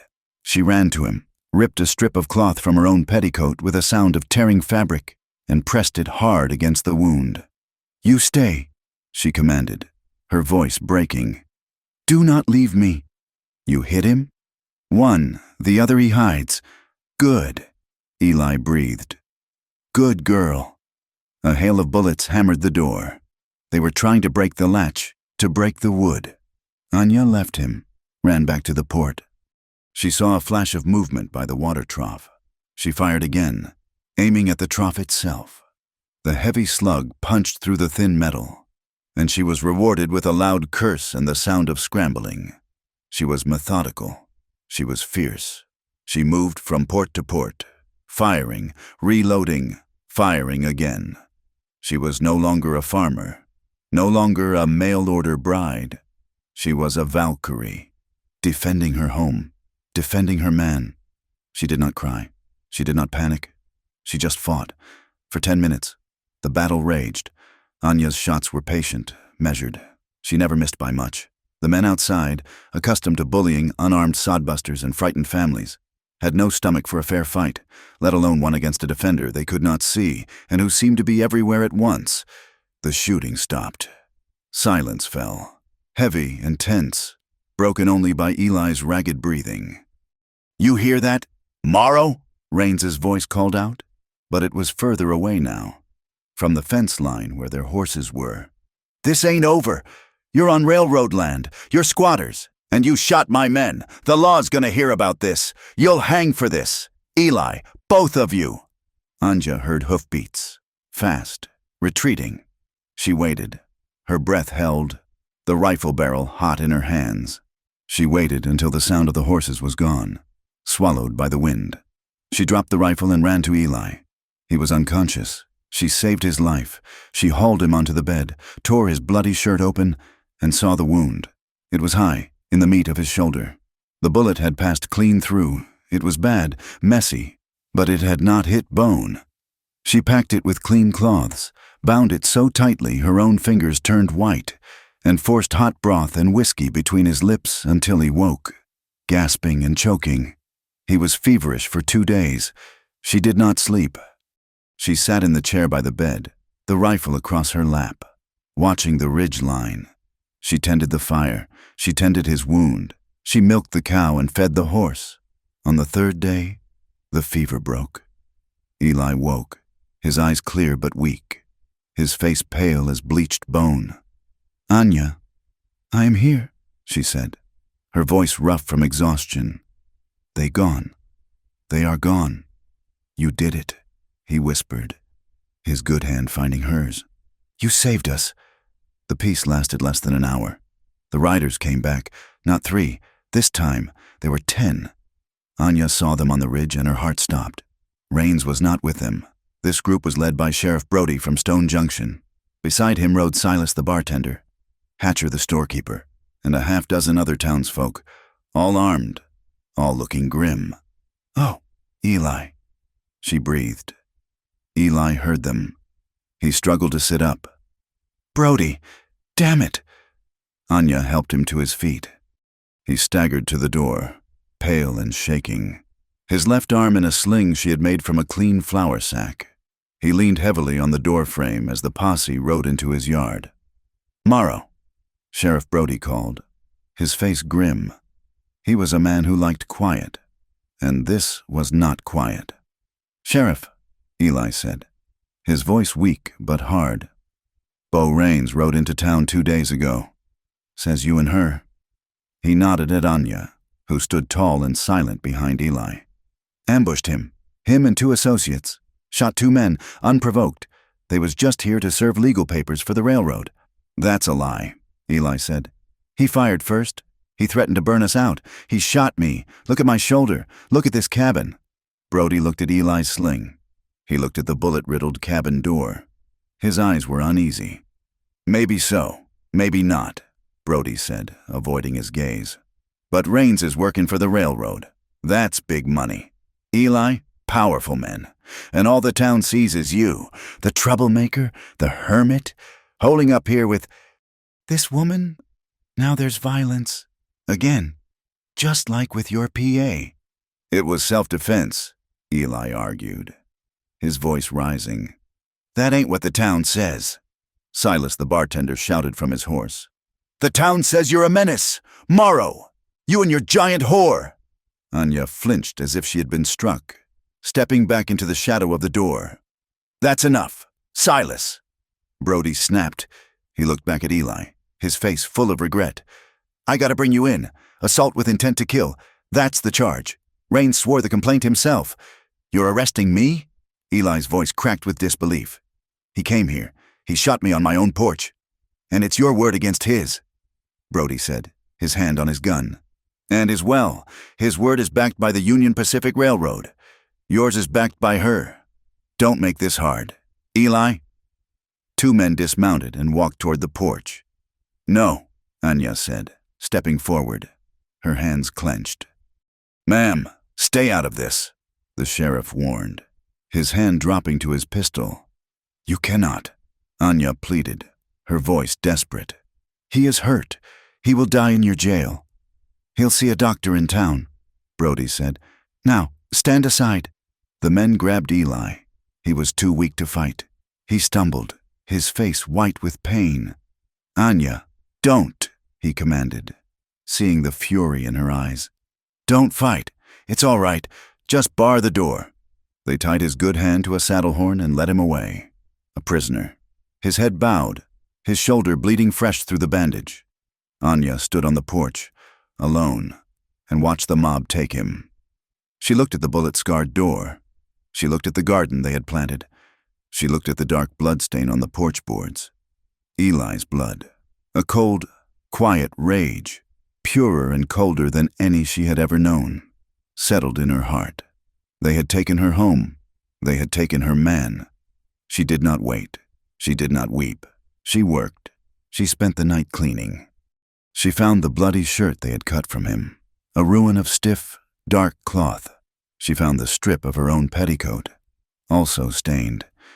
She tended the animals, and she waited for the dawn. The next morning, she walked into Stone Junction. She did not ride. She walked. She wanted them to see her coming. She wore her work trousers, the ones Eli liked, and a plain shirt. Her hair was braided, tight and severe. She carried no rifle. She carried only Eli's bloody, stiffened shirt.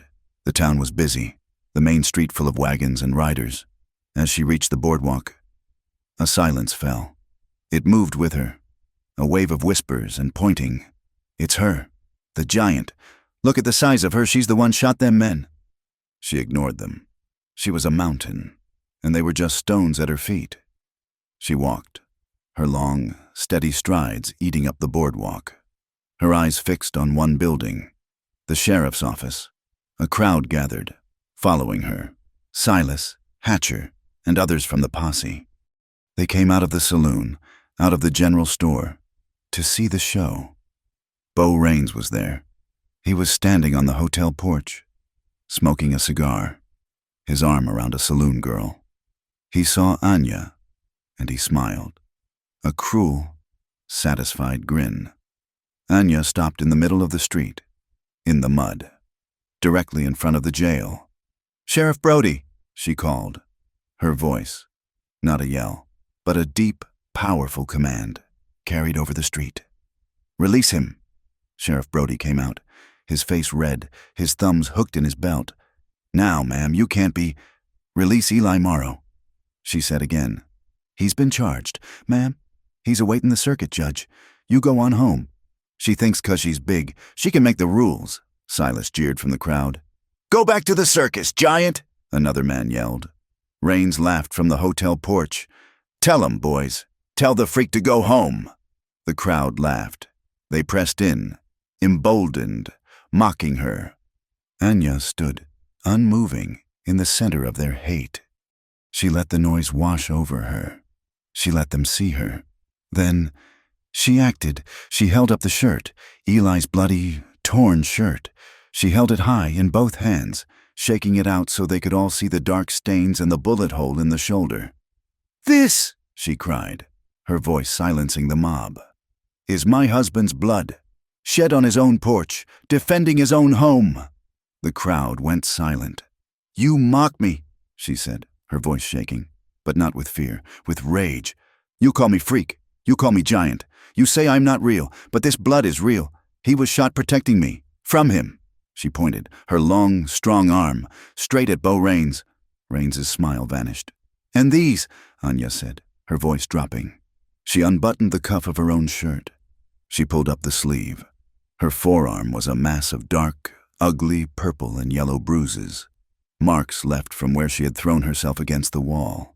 From the kick of the heavy rifle. From the fight to save her husband. This is my home, she said, her voice raw. You sit here, in your safe town. You whisper, you judge. You let this snake. She pointed at Rains again. Tell you lies. You let him steal and burn.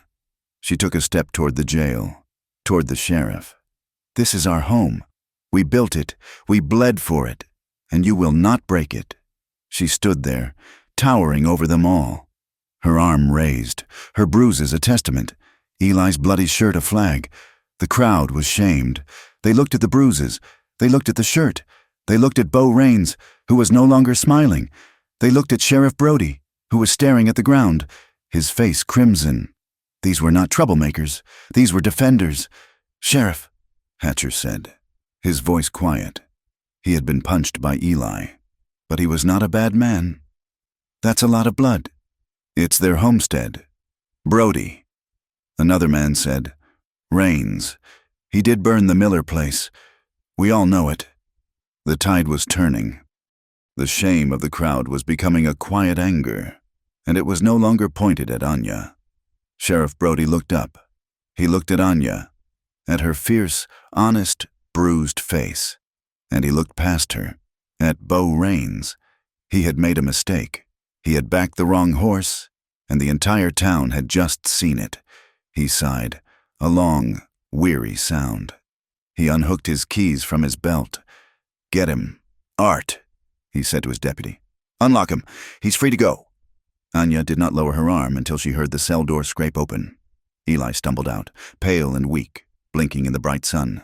He saw her, standing in the street like a warrior queen, and his face was a mask of awe. Anya, he breathed. She ran to him, the shirt forgotten, dropping into the mud. She caught him as he swayed, her strong arms holding him up. Sheriff Brody walked past them, into the street, and looked up at Bo Rains. Rains, Brody called out, his voice now hard. Official. You swore a false complaint. You caused this. As of now, you are no longer protected in this town. I see you, or your men, again. I'll arrest you for vagrancy. Or I'll just let her.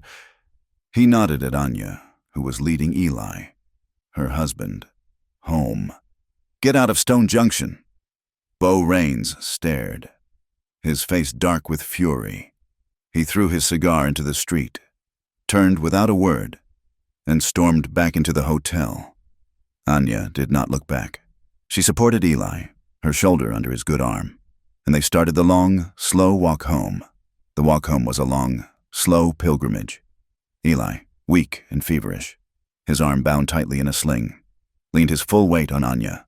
It was a mirror of their first journey, when he had carried her from the snowdrift. But now their roles were reversed.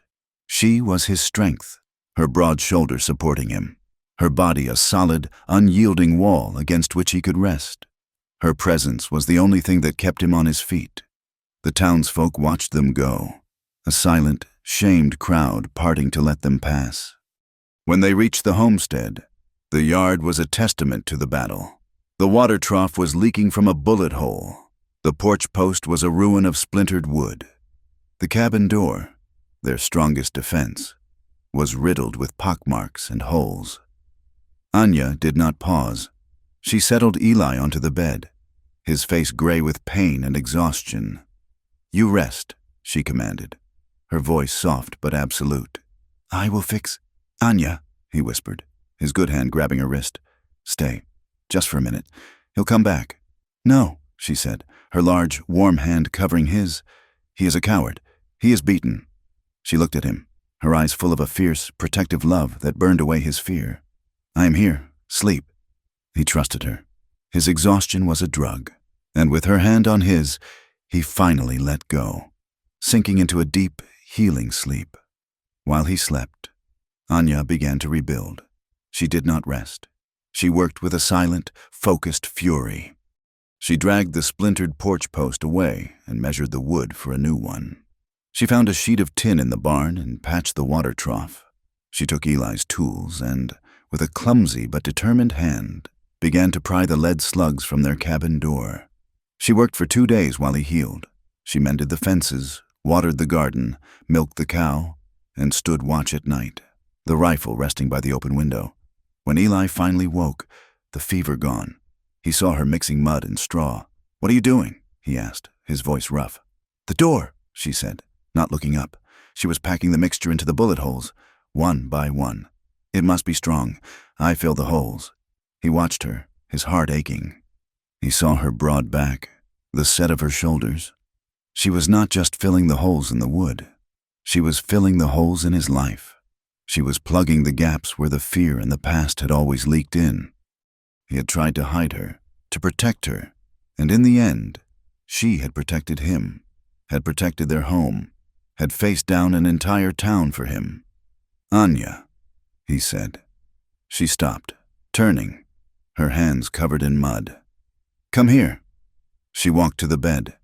He reached up with his good hand and pulled her down, gently, so she was sitting beside him. He touched her face, his thumb tracing the bruise on her cheek, a dark mark left over from the fight. "They hurt you," he whispered. "It is nothing," she said. "It is only skin. He did not break me. He did not break us." Eli pulled her face to his and kissed her. A long, slow kiss that tasted of gratitude and a love so deep it left him breathless. "No," he said against her lips. "No one ever will." Life settled, but the shadow of Bo Raines was long. They knew, in the unspoken way they knew the weather, that it was not over. A man like Raines, a man whose entire life was built on pride and violence, could not live with the humiliation he had suffered. He had not been defeated by the law. He had been defeated by a woman he called a freak, and his ego would never recover from it. They waited. Eli's shoulder healed, the wound closing, the muscle knitting back together. He was still weak, his left arm mostly useless, but he was on his feet. Anya never strayed far from the cabin. The rifle was always clean, always loaded. It happened at dusk. 3 weeks later. The sky was a deep, bruised purple, the air still and heavy. Eli was on the porch, his good hand sharpening a knife, his eyes on the tree line. Anya was at the wood pile near the side of the cabin, splitting the last of the logs for the night, the heavy axe rising and falling in a steady, powerful rhythm. A single rider. Not from the ridge, from the cottonwoods, where the shadows were deepest. It was Bo Raines. He was alone. Eli saw him and his hand froze on the knife. "Anya," he called, his voice low, urgent. "Inside." Raines dismounted, his movements stiff with rage. He was not here for paperwork. In one hand, he held his pistol, in the other, a burning torch. "You think you won, Morrow?" he snarled, his voice a low growl. "You think you and that thing can run me off? The railroad is gone. The law is gone. This is just me and you." He looked at the cabin, at the bullet-scarred door Anya had so carefully mended. "I told you I'd burn it. I always finish what I start." He was focused entirely on Eli. On the man on the porch.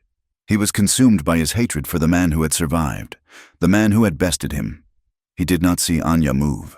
She did not go inside. She did not call out. She did not grab the rifle. She was by the wood pile. Rains was in the middle of the yard, walking toward the porch. He was between her and Eli. She did not wait. She moved, a shadow detaching itself from the deeper shadows of the cabin. She ran, her feet silent in the dirt. She did not run with fear. She ran with the grace and speed of a predator. Rains heard her at the last second. He turned, his eyes wide, his mouth open to shout. He was too late. Anya struck him. She lowered her shoulder and hit him in the center of his chest, a solid, unmovable force. It was like a bull hitting a fence post. The air exploded from Rains's lungs in a violent whoosh. The torch flew from his hand, extinguishing itself in the damp earth. His pistol fired, a useless, panicked shot straight into the purple sky. He went down hard, his head striking the ground with a sickening thud. He was a strong man, a brawler, but he was stunned, breathless. He tried to scramble for the gun he had dropped, but Anya was on him. She did not hit him. She did not kick him. She simply, terribly, pinned him.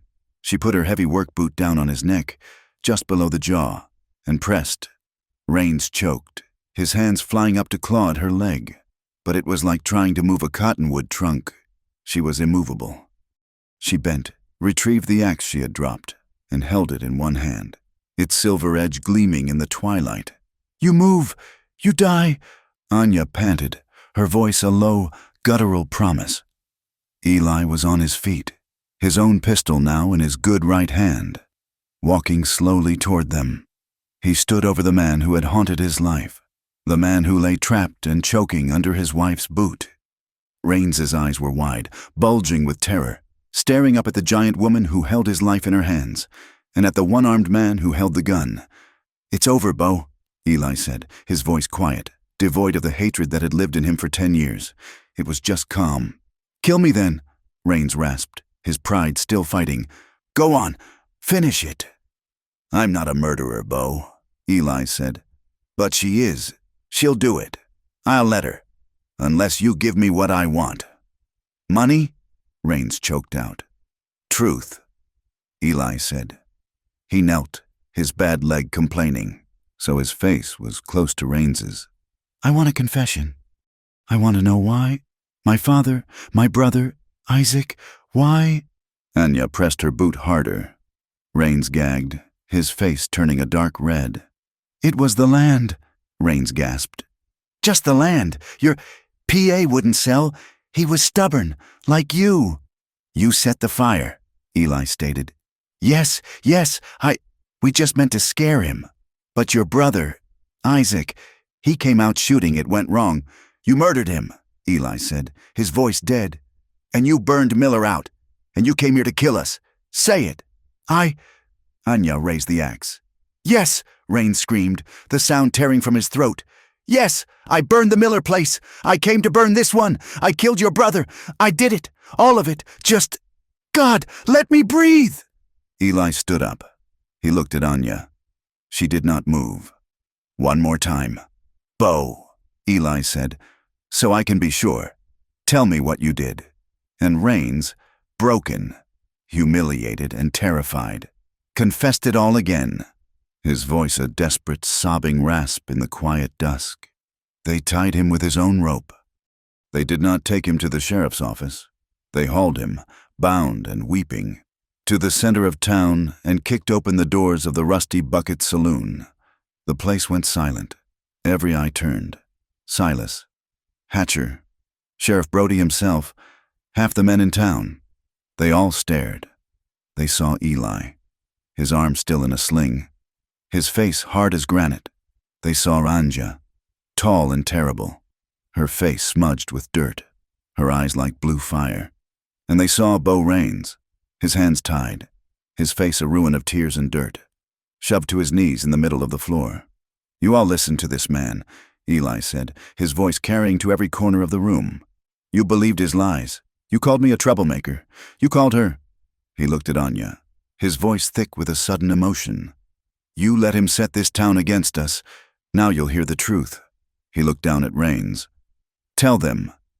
Rains was silent, his head bowed in shame. Anya took one step forward, out of the shadows. She said nothing.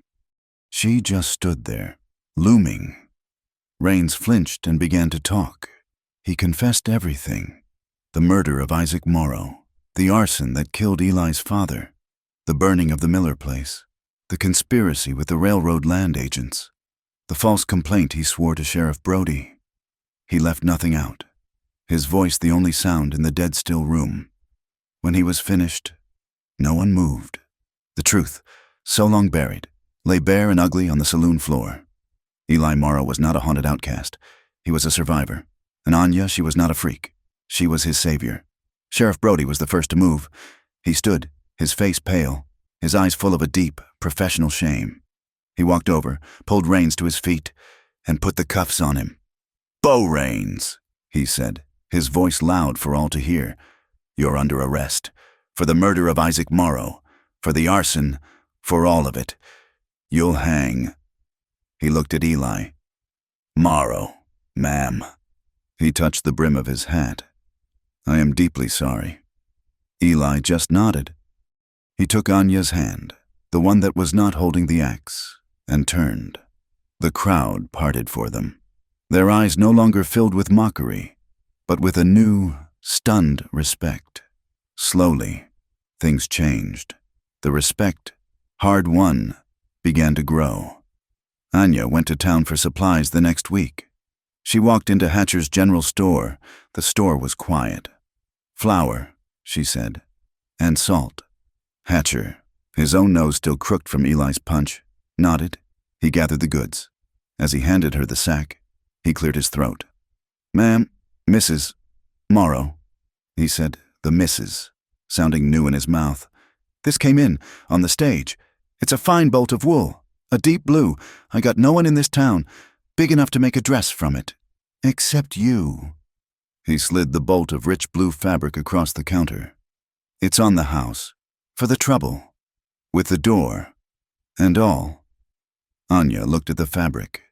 It was the most beautiful thing she had ever seen. She looked at Hatcher. "Thank you, Mr. Hatcher." A few days later, a widow, Mrs. Gable, whose son Tom had first warned them, approached Anya in the street. "Mrs. Morrow," she asked, her voice thin and nervous. "I hope I am not bold, but my roof, the last storm, it's leaking bad, and I can't find a man to fix it proper. I heard you are very strong." She blushed. "I can pay in apple pies." Anya looked at the small, frail woman. She looked at her own hands, large and capable. She gave the woman a slow, warm smile. "I help," she said. She was no longer an outcast. She was a neighbor. Months passed. The homestead healed. The land was green. The garden, tended by Anya's loving, strong hands, produced an abundant harvest. Eli's shoulder healed completely, leaving only another scar, a map of his survival. One afternoon in late summer, Anya sat on the porch. She was not mending. She was sewing. She was working with a bolt of deep blue fabric from Hatcher. They married under the great cottonwood tree that shaded their cabin. It was not a town wedding.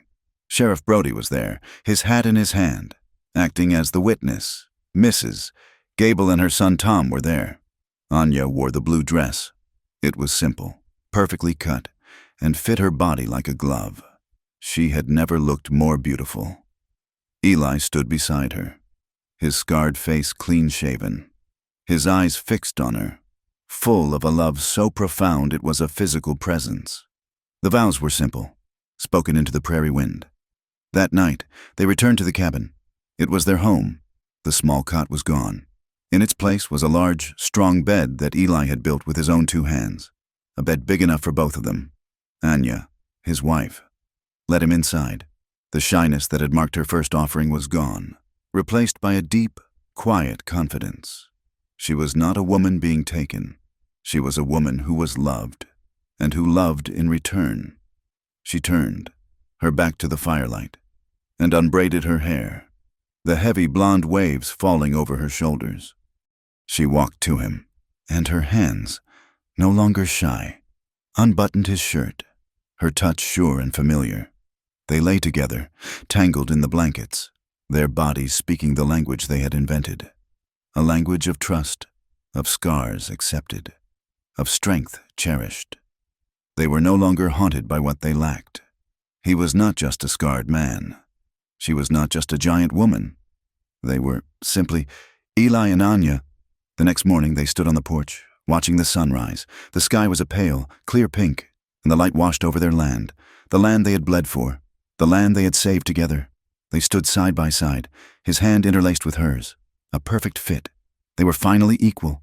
They were finally, truly seen.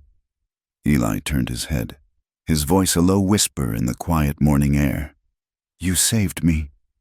Anya smiled, a slow, gentle curve of her lips. She leaned her head against his shoulder, her eyes on the new day. "You gave me a life," she replied. "No one else dared to see." Thank you for listening to this story. I hope it found you well. I'd love to know where in the world you are listening from, so please feel free to comment. Be sure to subscribe to From Wild West for more stories like this one. And let me know your thoughts on Eli and Anya's journey in English.